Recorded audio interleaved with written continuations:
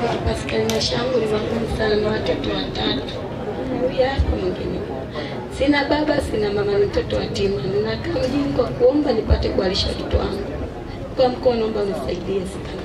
Nalala mazingira magumu, nalala nje na mtoto wangu. Wewe unalala wapi? Nalala hapo kwa Koma barazani. Umetokea wapi? Nimetokea Mtwara, mimi Makonde. Wewe Makonde uchidaji? Ndio da. Wewe Makonde kweli wewe? Ni Makonde ulije. Kwenu kwachi? Ni Kwali. Ni Kwali. Ni Kwali? Uidicha gani bana? Nilikuja huko kutafuta maisha sababu au na watoto wakachoma moto kwa sababu ya kuiba.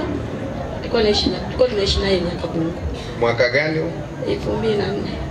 Nikusaidie nauli na hela kidogo urudi nyumbani. Niko tayari mko. Nimechoka na haya maisha. Umechoka na hayo maisha? Ndio. Na kwa kweli hayo maisha hapa Mwanza ni mabaya. Bora urudi kule nyumbani. Nikapambane. Ukapambane kule na ulee watoto. Ndio.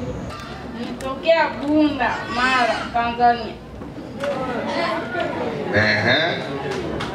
Nimekuja Mwanza mwaka jana mwezi wa 12.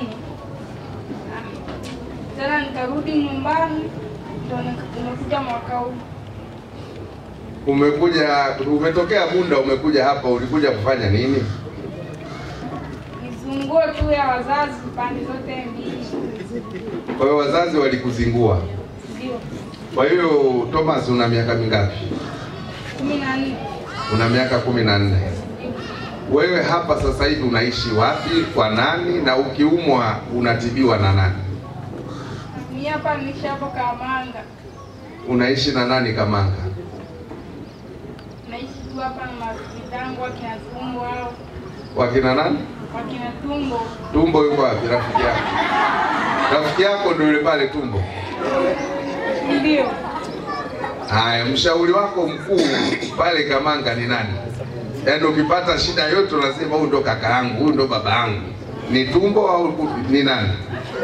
Sio kwamba ndo baba yangu, bali tunashauriana kirafiki, yani tufanyeje? Huyu hapa rafiki yangu. Tumbo eh? Ndio. Sawa, wazazi wako wana habari kwamba wewe uko hapa Mwanza? Hapana. Hawaelewi kinachoendelea? Ndio. Kwa nini unafikiri uliwaacha wazazi wako ukaja hapa Mwanza? Hamna. Sawa. Uliamua tu? Hamna. Kitu gani ndio nataka kujua sasa? Wewe leo unaongea na mkuu wa mkoa. Toka uzaliwe umewahi kuongea na mkuu wa mkoa? Hapana. Sasa ndio nimeelewa kukuita ili nikuulize. Kwa nini umewaacha wazazi wako Bunda ukaja hapa? Nishakwambia hapo mwanzo kwamba wazazi tu wote wawili, baba na mama, walizinguana. Walizinguana? Walipigana?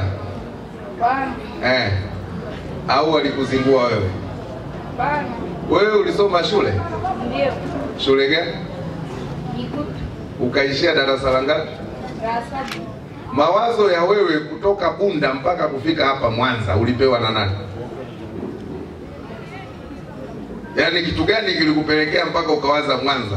Kwa nini ukuanza kwenda Dar es Salaam? Nilikuja kwa sababu ndo mkoa karibu sana. Kwa sababu ni mkoa karibu sana. Je, sasa umeshakaa mtaani kwa zaidi ya mwaka mmoja. Maisha ya mtaani umeyaonaje? Ukilinganisha na familia yako. Sijakaa sana kwamba tukiona sisi.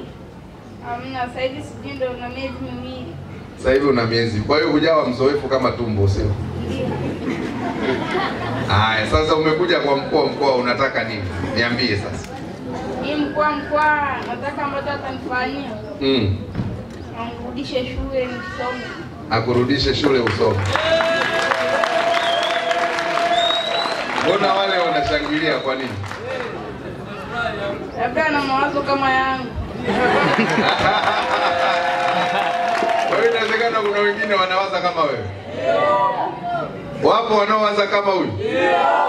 Naitwa Fabian Shida Dominic. Mbona unaitwa Tumbo wewe bana? Fabian Shida Dominic. Fabian wewe mwenzio mbona anasema wewe rafiki yako unaitwa Tumbo? Amna, ameshanizoea tu hivi. Kwa nini wanakuita Tumbo? Sijui hata. Hujui hata? Tumbo, wewe unasemaje sasa? Kwani wewe unatokea wapi Tumbo? Nimetokea Nyehunge. Umetokea Nyehunge. Nyehunge si kule Buchosa? Ndio. Wazazi wako wanafanya nini Nyehunge? Na mama tu anauza nafaka. Anauza nafaka?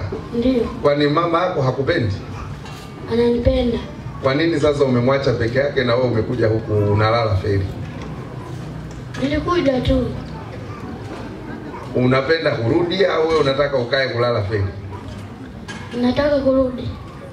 Sababu kinachokukwamisha kurudi ni nini? Yaani nilikuwa bado nilikuwa bado tu nipo bado. Bado upo kwanza? Kwani wewe unafikiri utakuwa pale mtaani pale feri mpaka lini? Mpaka utakapooa utakuwa unakaa na mkeo pale pale feri? Hapana. Kwani wewe hutaki kuoa? Nataka. Kwani wewe hutaki kuishi kwenye nyumba? Navitaka vyote. Si unavitaka? Vitu vizuri unavitaka au vitaki?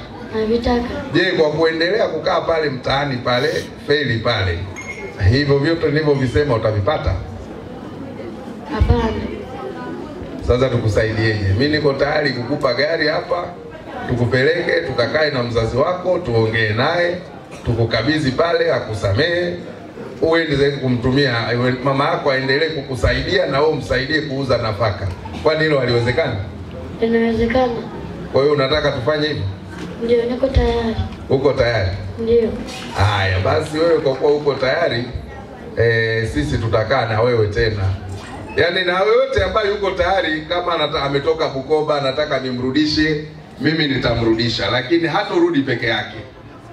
Atakwenda na mtu wangu wa maendeleo ya jamii, akakae na familia yake, amuombee radhi, akae na watu wa kule, halafu anamkabidhi pale na tunakukabidhi kidogo, lakini ukirudi tena hapa Mwanza maana yake utakuwa umefanya kosa. Tumbo, si umenielewa? Ndio, nimekuelewa. Haya, unamwambia niliita mkutano huu ili nisikilize kama kuna watoto, kuna watu wazima ambao wamechoshwa na maisha ya mitaani na wana mwelekeo wa kutaka kurudi walikotoka, au pia kusaidiwa kwa namna moja au nyingine ili waondokane na hali hii. Sasa mimi nimefurahi kwamba watoto wengi mmekuja na watu wazima pia mmekuja, lakini hii pia maafisa wangu wa ustawi wa jamii inaweza ikatuonyesha. Nimejaribu kuwahoji kujua sababu ni nini. Mnaweza mkaona kwamba familia zetu nyingi ni miongoni mwa changamoto za kuleta watoto mitaani. Lakini pia hawa watoto wa mitaani hapa tumeita muda mfupi, mmeona wako wengi namna hii. Maana yake hii ni tatizo kubwa. Watoto hawa hawana mwelekeo. Watoto hawa wataanza kunywa pombe, wataanza kuvuta bangi. Watoto hawa mwisho wa siku watageuka wezi, ndio mnasikia panyarudi. Kwa hiyo serikali ni lazima tuweke mkakati wa namna gani wa kuwaondoa watoto wa mitaani. Mimi nimefurahi kuwaona watoto wa mitaani, vijana wa mitaani wamekuja hapa kunisikiliza. Na mimi nafahamu kwamba watoto hawa, hata hawa vijana, sio kwamba wamefunga, la hasha. Kwa hiyo, lakini kwa kuwa mwezi huu ni mtukufu wa Ramadhani, niliita mkutano huu ili nisikilize kama kuna watoto, kuna watu wazima ambao wamechoshwa na maisha ya mitaani na wana mwelekeo wa kutaka kurudi walikotoka. Ninataka kuhakikishia serikali itahangaika na tatizo la watoto wa mitaani, vijana wa mitaani, kwa sababu tukiwaacha tutaleta matatizo miaka michache ijayo. Hata usalama wetu utakuwa mdogo, lakini pia kundi kubwa la namna hii likiachwa likaenda ni nguvu kazi ambayo itakuwa imepotea. Sasa baada ya kuyasema hayo, ni washukuru sana wenzetu wa Railway, Children Africa, taasisi nyingine zozote zile ambazo zimeshirikiana na sisi kuandaa chakula hiki maalum. Nia kubwa ilikuwa ni kuwasikiliza na kujua, kutupa picha sisi ndani ya serikali ukubwa wa tatizo hili na namna gani tutalichukulia hatua.